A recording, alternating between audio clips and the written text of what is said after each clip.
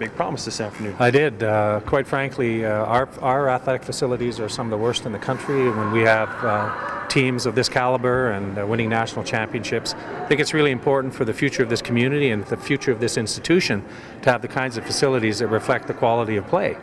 And when you see high schools that have better facilities than we have, it says to me very clearly that we need to work very hard to get these new facilities. And the Canada Winter Games is providing that opportunity.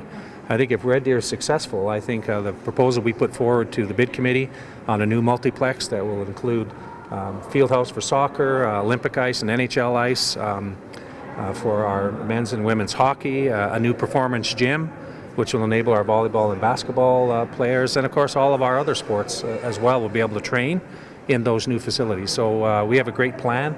It's a very powerful message that we're sending to Red Deer, that we're serious about this institution, we're serious about athletics, and we're serious about providing the best facilities, all of our facilities, not just athletics, for learners who choose to come here.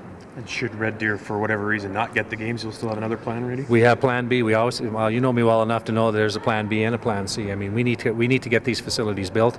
We may have to scale it down a bit, I think, if we don't win the Canada Winter Games, but certainly we'll move forward very positively with a new facility for this community. Providing more space for more banners. More space for more banners, but this is part of a bigger plan we have for this institution. What we learned this year, 25% of our students who participated this year were in our business degree program that we launched 2 years ago. Those students would have left after 2 years and be playing for U of A or U of C and winning championships for them. They wanted to stay here, and by providing more degree opportunities, it allows our student athletes to stay with us a couple of years longer. So great facilities, more degrees, and of course Central Alberta is going to need a university, and we think that we have a role to play in whatever decision gets made about a university.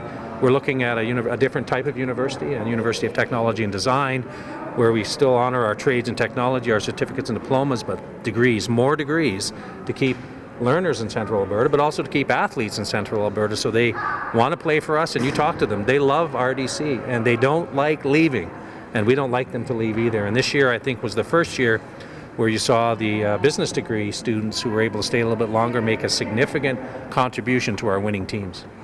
Overall, just talk about the importance of not only athletics, but the bonus of when you get success like this and how it affects the school. Well, you saw the athletes assembled behind us. They're extraordinary young men and women. They are leaders. They're all about team. They're all about collaboration. They're all about supporting one another. That makes a huge impact in our institution. We have 7,500 learners. But student athletes tend to take leadership roles in our institution and provide great models for the rest of our students. So we think this is really important.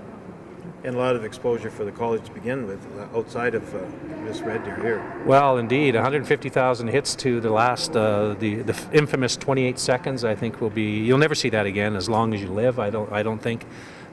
Sports Illustrated and other news outlets picked it up. I think it's great publicity for RDC. But that Lloyd said. Didn't matter. He didn't care about that. He wanted to win, and this is really a story about how these kids really think and how they're really about winning and winning for each other. And boy, that's a powerful story. So we want to build them great facilities. We want to provide them more degree opportunities so they can stay here and finish their career. They can stay here and work here and live here, raise a family here. But when we send them up and down the highway and they don't come back, well, do you wonder why Edmonton and Calgary are growing? Well, that's one of the reasons. We know that more students that stay here, the better it is for Central Alberta communities.